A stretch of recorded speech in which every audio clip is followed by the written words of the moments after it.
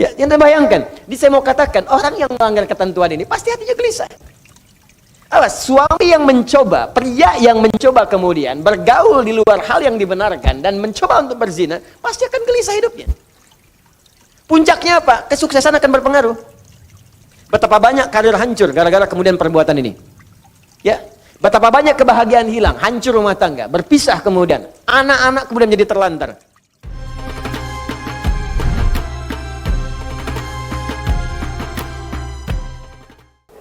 Az-zaniyatu waz-zani fajlidu kulla wahidin minhuma mi'ata jaldah wa la ta'khudhukum bihima ra'fatun fi dinillah in kuntum tu'minuna billahi wal yawmil akhir wal yashhad 'adzabahuma ta'ifatun minal mu'minin. Ayat yang kedua saya bacakan cepat dulu, fokus baik-baik Bapak Ibu sekalian. Masih ingat yang tadi saya sampaikan? Zikir itu secara umum bentuknya ada dua. Kalau bukan perintah, apa namanya? Larangan. Perintah seperti sholat, zakat, puasa, baca Al-Quran, umrah, haji, perintah. Ada yang kedua, bentuknya larangan. Nah, di ayat yang kedua ini kita diajarkan oleh Allah zikir dalam bentuk meninggalkan larangan-larangan Allah Subhanahu wa ta'ala. Larangan yang pertama yang disampaikan langsung oleh Allah, pertama, jika Anda ingin dekat dengan Allah, tidak terganggu pikiran dalam kehidupan, di kecerdasan tetap terjaga, hati tetap tenang, kesuksesan bisa diraih, maka yang pertama kata Allah, tinggalkan jauhi zina. Saya ulang, tinggalkan jauhi apa? Zina. Larangan yang pertama, larangan untuk menjauhi dan meninggalkan dan atau meninggalkan zina.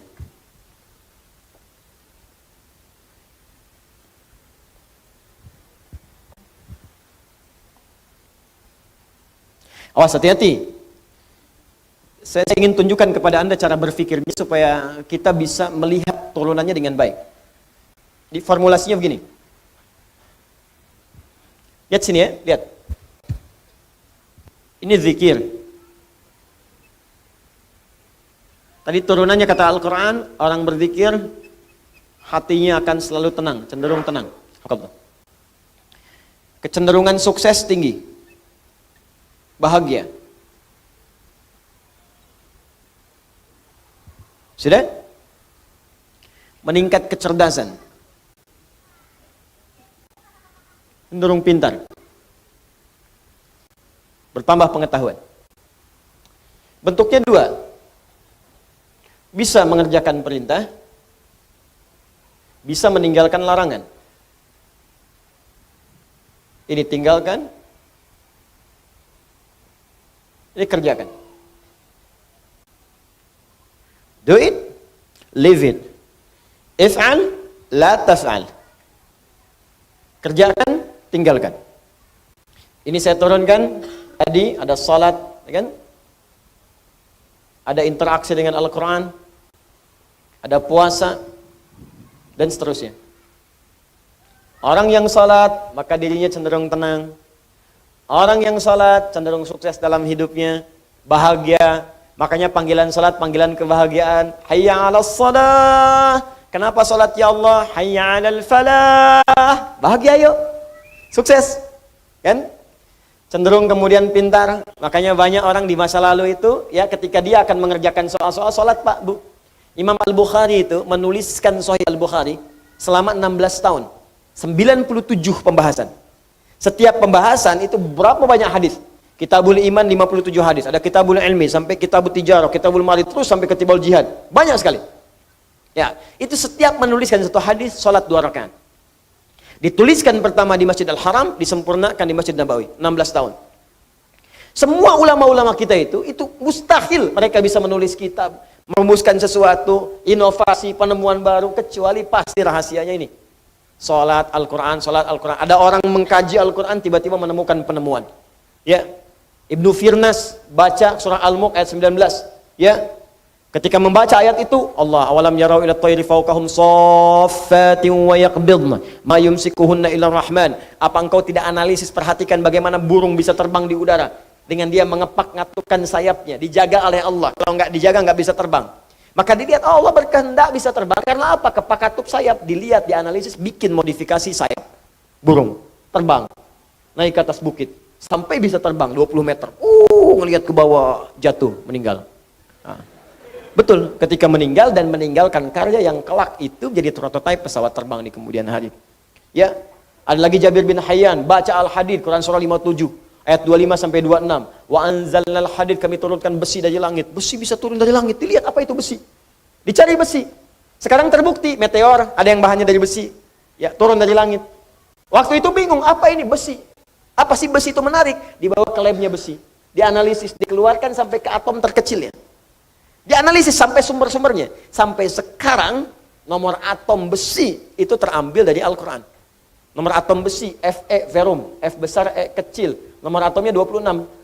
Ya, setiap atom itu punya isotop untuk menjaga stabilitas atom. Saya dulu belajar kimia. Ya. Nomor 55, 56, 57, 58. Ada 4 isotopnya. Yang paling stabil isotop nomor 57. Surah 57 ayat 25 sampai 26. Itu ada sejarahnya. Bukan John Dalton yang pertama kali menemukan atom. Jabir bin Hayyan. Ya, saya baca, kalau lagi kosong-kosong saya pergi ke toko buku. Saya beli tuh buku kimia, buku fisika, matematika, latihan, lihat-lihat. Nggak tahu nanya. Buka YouTube, lihat, belajar. Saya baca, Pak. Ada anak mahasiswa datang, kamu dari mana? Kedokteran, Ustaz.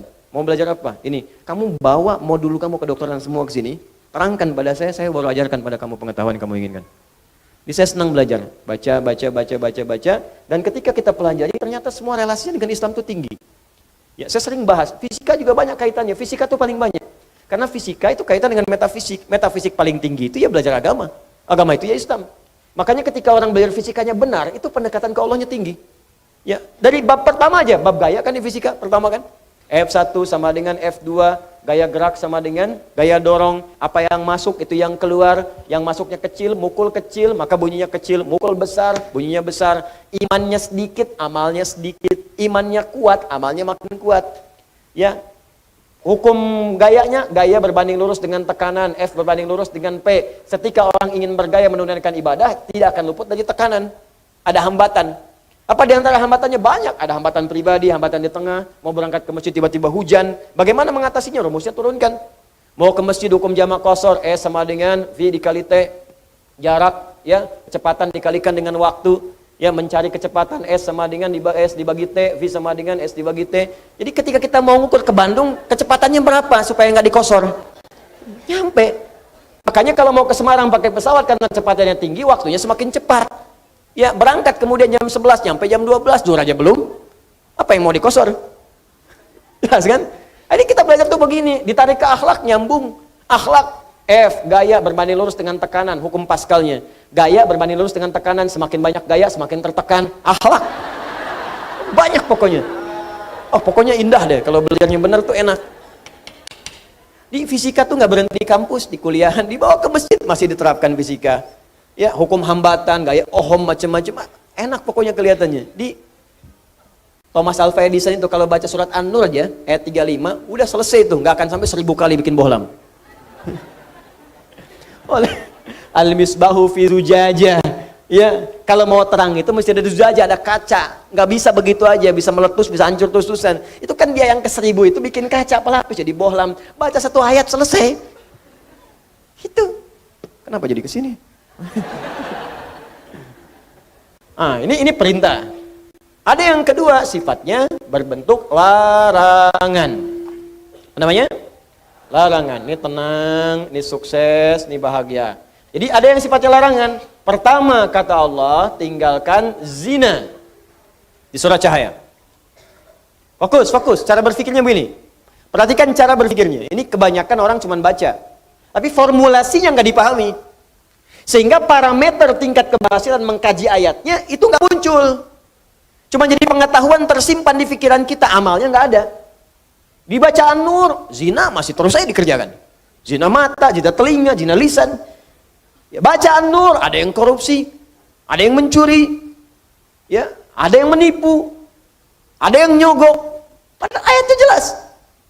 Maka dari itu, lihat perbandingan terbaliknya. Orang mengerjakan perintah akan meraih ini.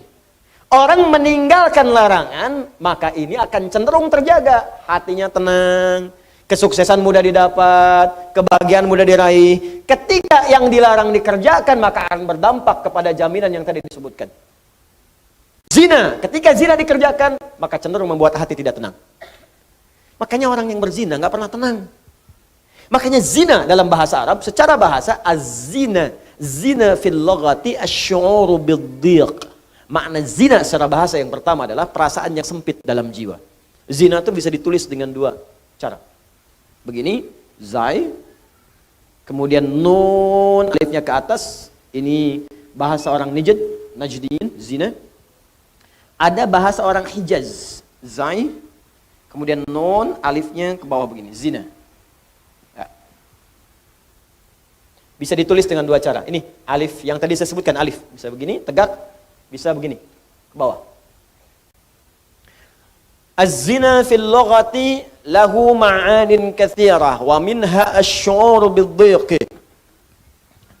Zina secara bahasa memiliki banyak arti. Di antara makna yang paling populer yang pertama adalah perasaan yang sempit di dalam hati. Makanya orang yang berusaha untuk berzina, awas hati-hati, melanggar ketentuan Allah, kata Allah tinggalkan dia kerjakan. Itu pertama akan menyebabkan hatinya terasa sempit. Sering gelisah. Makanya jangankan mengerjakan yang secara istilah, benar-benar dikerjakan hubungan seksual.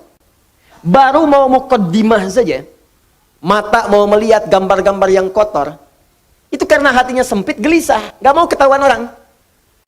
Ya, sembunyi-sembunyi, bawah meja, ya, masuk ke kamar sendirian, gak mau orang lihat. Kenapa? Karena sempit.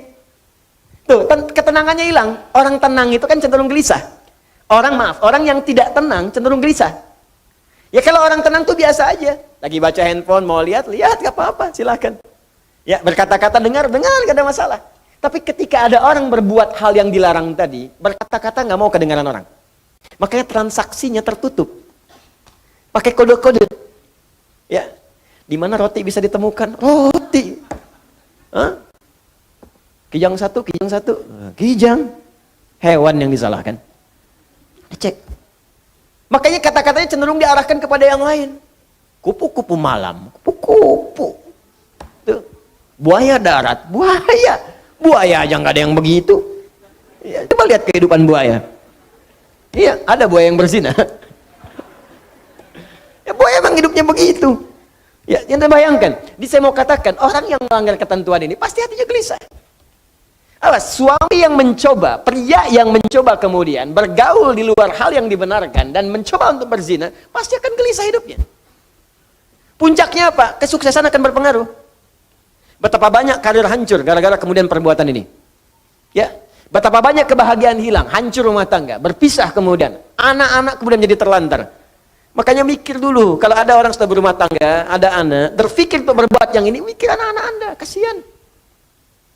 Anda tega kemudian dia diolok-olok di sekolahnya. Bapak kamu pezina ya? Ibu kamu selingkuh ya? Itu anak Anda mau berbicara seperti apa? Dia masih kecil. Butuh perhatian yang dalam. Makanya orang yang berbuat hal yang seperti ini, pasti pertama akan terganggu kemudian ketenangan jiwanya. Kesuksesannya akan berpengaruh. Kebahagiaannya akan sirna. Dan yang paling dahsyat adalah, biasanya, ini akan fatal. Berpengaruh kepada kecerdasan dan yang lainnya. Ya. Bisa kecerdasan kepada otaknya, intelektual, bisa kecerdasan pada emosinya. Banyak kok Ustaz, orang yang zina pintar otaknya, tapi emosinya tidak ada. Untuk apa pintar otaknya kemudian emosi tidak terkendali? Banyak orang tak mampu mengendalikan emosinya sehingga kepintarannya menghasilkan mafsadat yang lebih luas lagi. Pintar bikin senjata digunakan untuk bunuh orang. Pintar pakai teknologi digunakan untuk menipu orang lain, merusak dan sebagainya. Maka apa manfaat dari kepintarannya? Tidak ada.